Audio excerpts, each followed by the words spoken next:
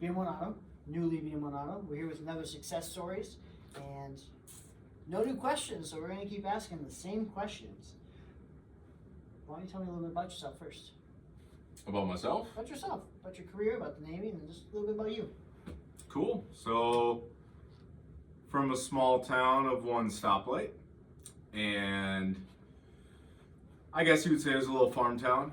I grew up in wrestling and doing trade jobs and welding. Sure. And I went out after high school and wanted something a little more, but couldn't figure out what that was. So when I was 23, I walked into the same office we're in now in 2017, and I joined the Navy. Full circle, huh? Full circle. Joined in technically with no job, called undesignated or pack seaman. And I fell in love with the job or rating called boatswain's mate. Okay. And like you said, newly BM1, I just made E6, and I'm ready to go back out to the fleet after recruiting. Great. So we're here to ask a couple questions, kind of give some scope to people viewing. So I'd like to start off with, and you kind of touched a little bit on it, but what initially inspired you to join the Navy? Was there a specific event, or was there a goal that you were trying to meet? Wasn't an event or nothing. As I was a welder, I was just looking up on the internet and going to job listings and job fairs, and I wanted to be an underwater welder. And I found that online, as in the Navy, you can be an underwater welder as a diver. The only reason I couldn't get that is because of my eyes. From welding, I had eye astigmatisms and scars, and my vision, I would have needed LASIK. And I just wanted to after the recruiter told me about the Navy, I didn't care about all that. I just wanted to just dive right in. Dive right in? Yep. Pun intended, Sure. yep. All right. So, and how long have you been in? Almost 8 years. 8 years. 8 years in May. Yep. So, what was your initial expectation when you joined the Navy? No idea. No idea? No idea. Just It went was the into it. Navy. Okay. We're sailors. Yeah. So to do some sailor stuff and something with the ship, and I definitely got that, and I love that. Okay. So you'd say, with how it was described to you, what you were expecting when you joined was mostly what you've experienced so far. Yep. Okay. Yep. Very good. 100%. So, as a BM, what is your role? I mean, obviously we're here recruiting, but what is your role as a BM in the Navy? The ship's very ship heavy. Boatswain is one of the oldest original ratings. They're ship's crew members, so anything labor intensive. I mean, the saltwater corrodes the ship, so grinding paint, painting, preservation, dropping the anchor, driving the ship, lookouts, landing helicopters sometimes on smaller ships, firefighting, flooding. We're a little bit of everything, but we kind of we still have technical side of things. But other jobs like a sonar technician, we don't do anything with sonar. Or the actual engineering plant, those are the engineers, but we kind of dabble in all realms, but we're not in the technical field of those areas. So we're kind of a jack of all trades, master of none. And you were at a hovercraft unit Yes. before here. A little bit different than being on a ship. Yep. Obviously you're on a ship, but you're attached to the hovercraft unit. Yep. Are there any other unique opportunities like that, separate of just working on the ship? I mean, hovercraft sounds a lot different than working on a ship. Like, what other opportunities are there? Yeah, so the hovercraft, they need engineers. They need a bosun mate for the job called loadmaster. It's very hybrid. You're dealing with Marines. I believe it's the only route you can go to be a enlisted pilot. So a E7 or above can be the pilot of the hovercraft. There's things called like Mesron, SRT, DevGru.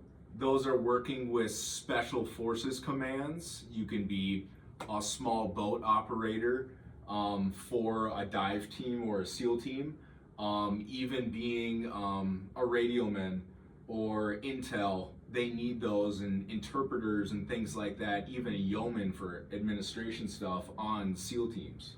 Sure. So if you see in movies like Lone Survivor, some of the SEAL team members, they're, other than being a SEAL, sometimes they're a bosun mate, or sometimes they're a gunner's mate, or they're a yeoman, or maybe they're an officer. So they, not just only being a SEAL, they also have a special utility inside of that SEAL team. Sure. For the basics, not just tactical things. Okay. Yeah. So yeah, there's tons of commands like that. And even to, you know, being a cook, you can be a cook for a SEAL team. Reconnaissance, there's the Mesron, is, it used to be called Rivron, it's small boat team operations in the channels of harbors and kind of out in the middle of nowhere. Counter drug intelligence, it kind of goes on and on. It just depends on what your real interests are. There's your basic job, and then it goes off into different realms. Right. And if you're, once again, let's say you're a cook, well, if you really like security and weapons, you can be on a drug counterintelligence team as a cook in the Navy. So it's very, it expands on whatever area you would like to go into. All right. Yep. So, obviously you did welding beforehand, so you have some of that certification, some of those skills. Yep. Are there any skills that the Navy's given you, or any certifications the Navy's given you that you would have otherwise not been able to achieve? Landing helicopters.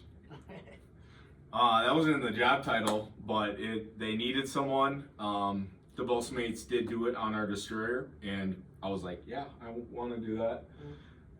So landing helicopters, I mean, obviously the leadership stuff from the time you join, we had a crew of about 20, you know, E3 and below. And just because I was older, I was 23, and I came from construction and welding, the trade, I was able to run our division, while the higher ups were able to do other things. I was able to run us. And from that, I was able to rank up and obviously make more money just because I knew the basics, and then I grew from there.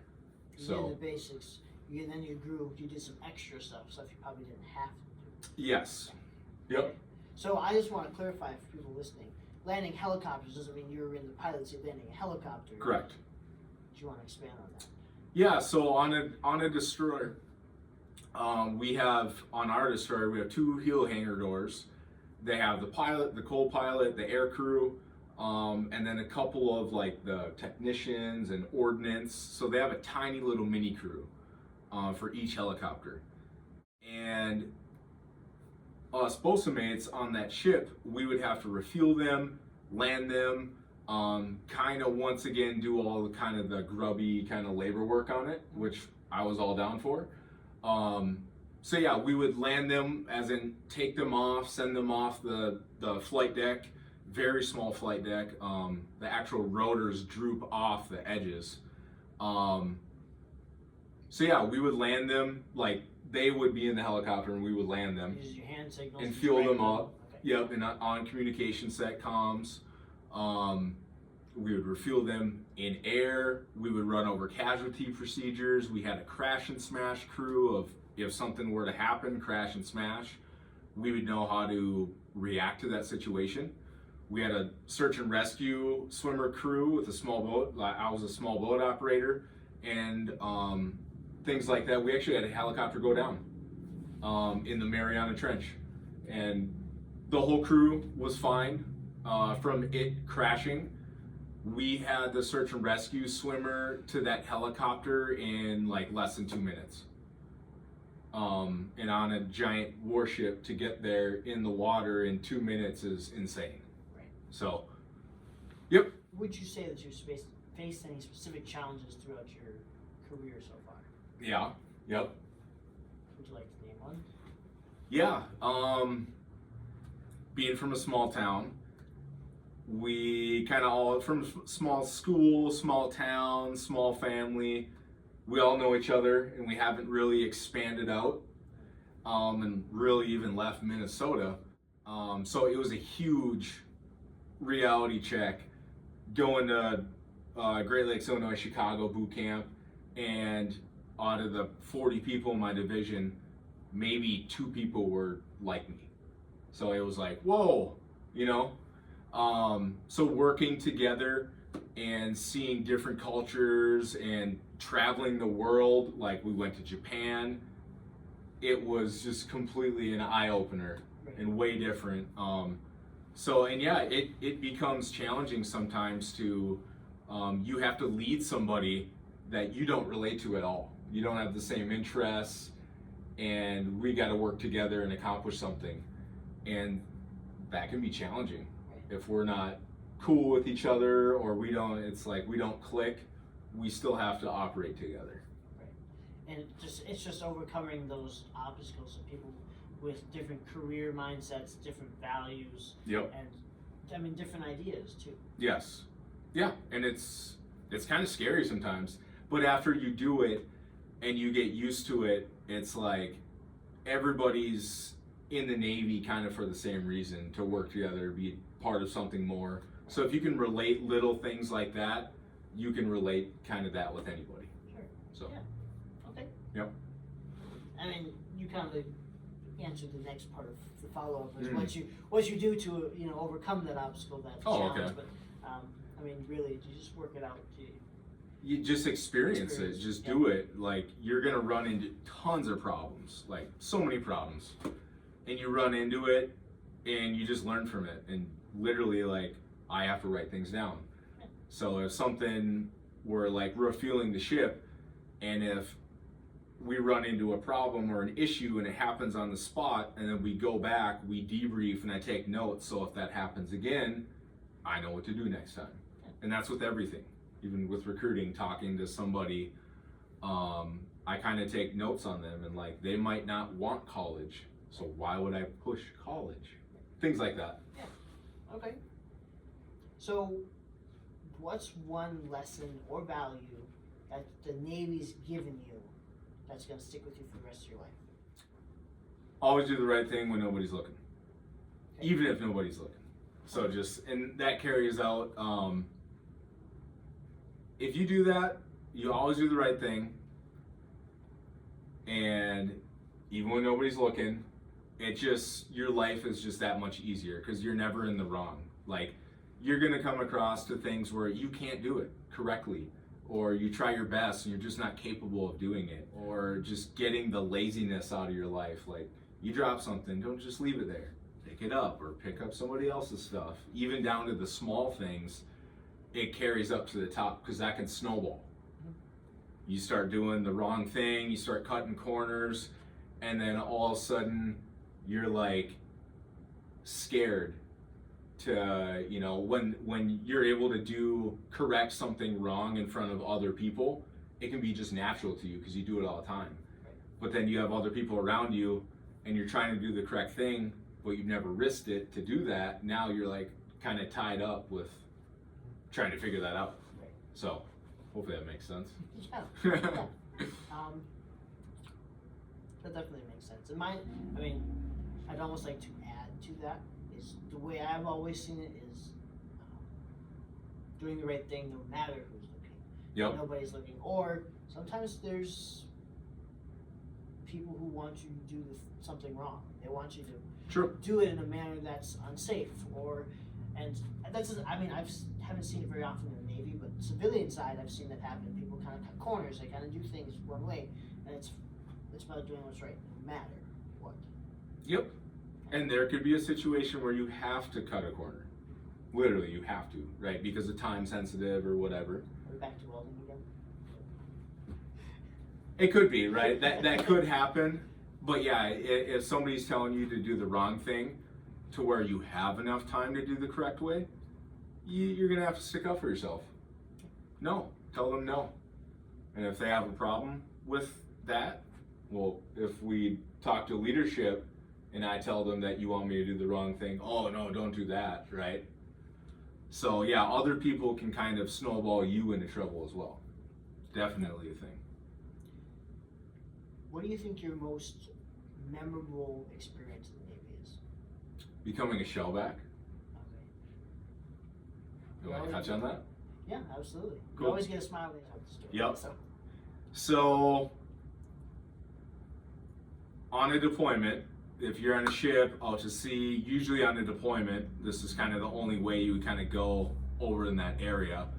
When you cross the, is it longitude and latitude of zero? So when you cross the equator.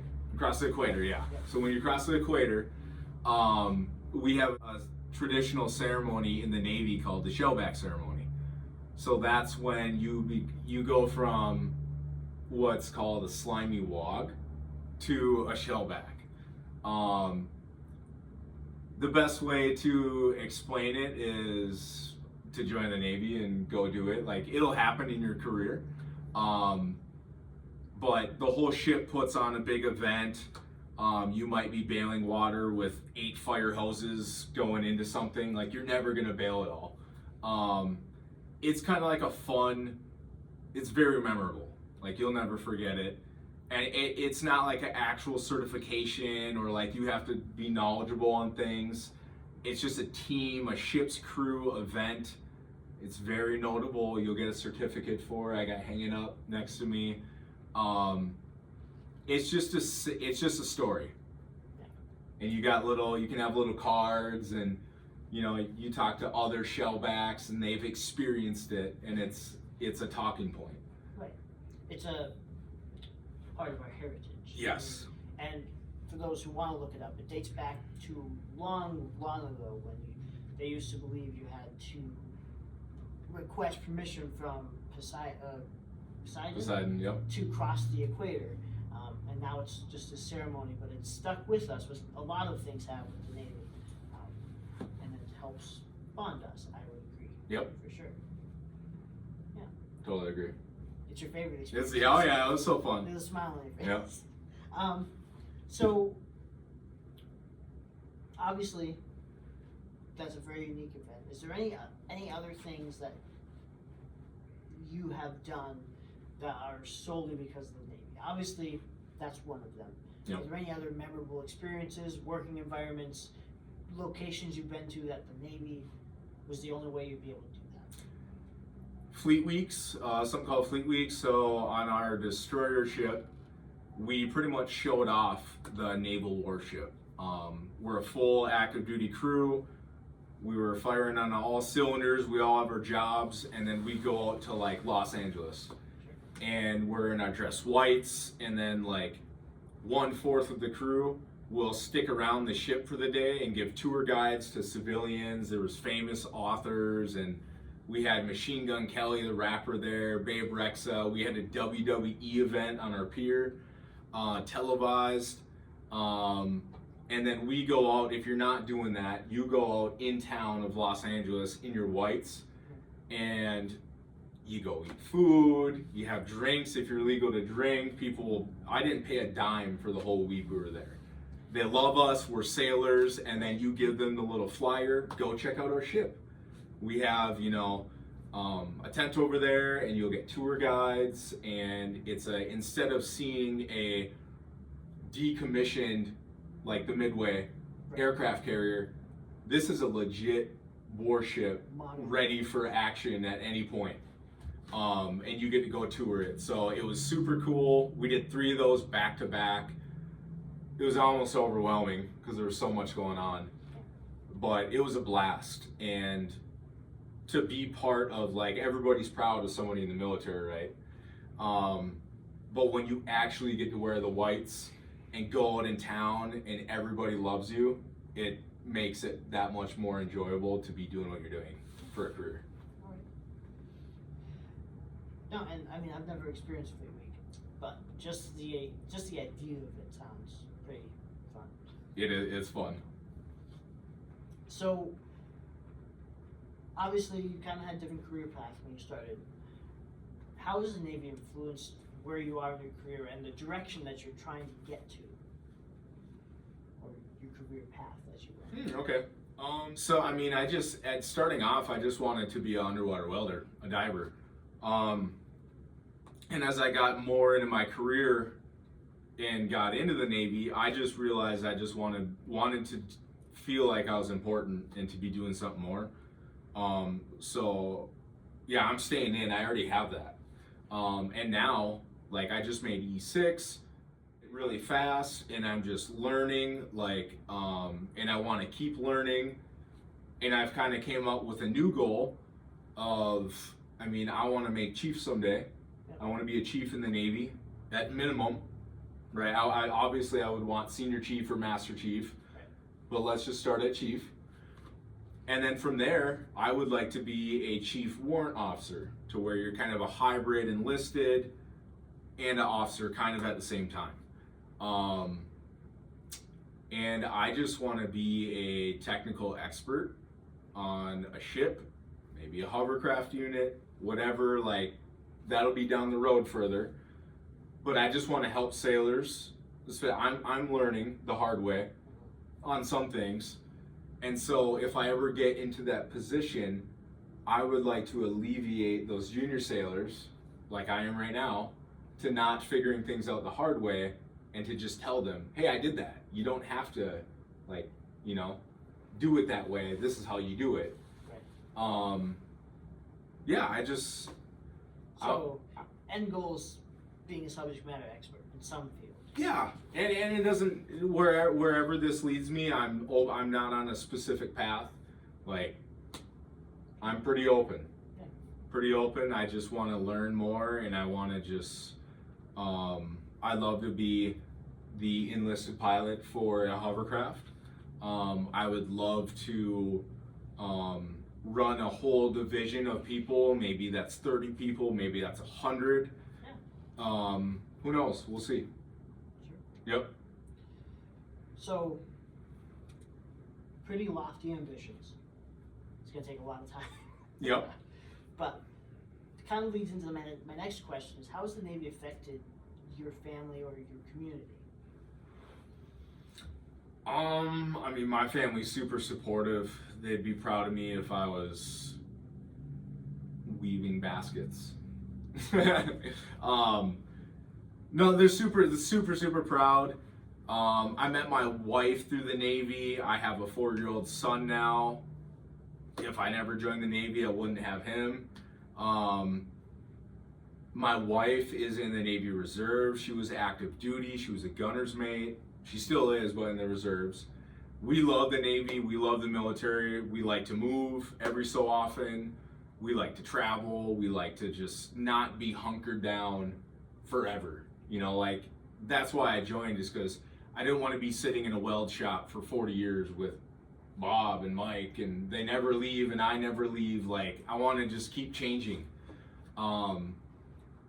So, like, I was in California for 5 years, and then now I'm recruiting for 3 years, and my family's here. Mm-hmm. And they love having me here, but they know this is my career, and I'm gonna move to a different state or even possibly overseas in the future. But this is what I'm good at, and they know we're always there. And when we were out in California for 5 years, my family was out there all the time.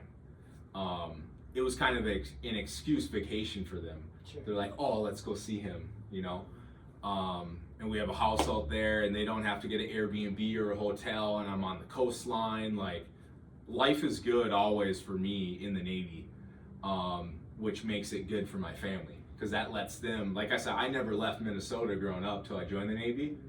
Well, now I'm their excuse to leave Minnesota as well. Sure. It's like, oh, he's over in, you know, Rota, Spain. Let's make a trip to Spain. I've never been there, right? So I'm kind of their getaway out of here. Okay. Yep. So we got 2 more left. First is, what advice would you give to someone who is thinking about joining the Navy, but is kind of apprehensive about it? They're not sure. I'm very blunt on that. if you're thinking about joining the military or the Navy, it's on your mind. Obviously, you get information, but things like pets or family, you can have relatives, family members, their health condition might not be the best, and if you leave, you won't be there if God forbid, if they do pass or something, right? Well, that's true, right? But at the same time, you can't put your life on hold for waiting on something you don't know is going to happen. Like, join, get out there. If you're in boot camp, if you're in California, if you're in Japan, and something does happen, you'll get flown out to go see like your family, and if you're not all there as a sailor, they don't want you working. So, if things do happen in life, you're gonna get back to your family. You're not ball and chain stuck. You have to, paint this right here and now. Life happens. We're all humans. We're not robots in the Navy or the military. So if you're ever stuck on something like that and it seems like a huge deal, it's not. You just got to do it. Once you get your foot in the door and you're a sailor after boot camp, life is so easy. Auto payments, you'll never miss a paycheck. The travel, free college. I've been in almost 8 years. I've never touched college, but it's there. I got the GI Bill. I'm gonna give it to my kid. When I'm eligible to retire, my kid will be eligible to go to college, and he's got a full ride, unless he does like a 10-year schooling or something, or a big master's degree. Right. But everything's there. Once your foot's in the door, you're in. And if you don't like it, you just get out. It's, you just get out. Like, people do it all the time. Look it up, Google whatever. Like, you're not a prisoner. If you don't adapt to the military, you're not going to stay in the military if you can't handle it. So you just got to shoot your shot and do it. I joined with no job. So if somebody's super hung up as well on a job, you're never stuck with that either. Like, I went in undesignated. I wanted to be a diver. I fell in love with a different community. I'm going to stay that. Maybe 5-6 years from now, if I want to change my job, I could change it right now. I could go Navy recruiter, and stay that route if I loved doing that and wanted to change. So you're never stuck on a job. You can come in enlisted. You can go officer. People see a lot of roadblocks, and it's scary, and I totally get it. But once you're in, it's not scary. It's like, oh, that's all I have to do. I just have to submit a package. Oh, I can do that. And then you got people that's their job, is to help other sailors submit their packages, and they do like 90% of the work for you. So it's scary looking at it. It wasn't for me, because I was like, just get me in. I just want to join the Navy, get me in. And I knew I was going to do it. But for people that are stuck, try and look past it and just do it and see. It's at the end of it, right? It's really only like a 4, 5, maybe 6-year contract, depending on what you're doing. If you join at 18 years old and you do a 4-year contract, you already served in the military active duty for a full contract, and you're 22. I joined at 23. Like, you're still young. People think they're gonna join and they'll never see anything ever. It's like, no, you're exposed to everything even way more than you previously were. So I'm just gonna kind of note the takeaway here, I think. Yeah. Is get information first. Yeah. Important part. Always, yeah. Decide if it's for you. If it's for you, make the leap. Yeah, absolutely. Because do it. And you talked a lot on the family member part. The way I look at it is are they gonna want you to put your life on hold for them? If they care about you, they love you. We have the opportunity to come back. Again, heaven forbid anything happens to any of your immediate family. You have the opportunity to come back and see them in those instances. Yep. And if they truly care about you, and I've told this to a couple of people who, like, my girlfriend or, my mom really loves me. It's like, if they truly want what's best for you and you've decided that the Navy's the right choice, then there should be nothing stopping. Yeah, exactly, 100%. Just to sum it up. Yeah. So, last question. If you could sum up your Navy career thus far with one word or phrase, One word what would it be? or phrase. My whole career.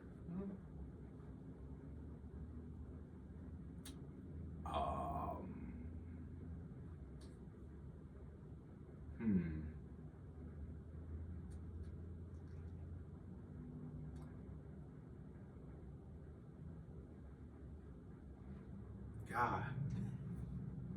I don't even know how to comprehend that. My whole career in a phrase or a word. Because that could just be basic and be like, oh, successful, or right? Whatever you want. It's just been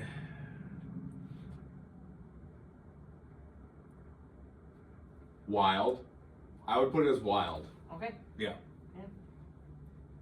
It's been wild. It's been a wild journey. In a good way. I love it that way. You're only halfway there. Not even, yeah. Yep. All right, well, thanks for taking the time. All right.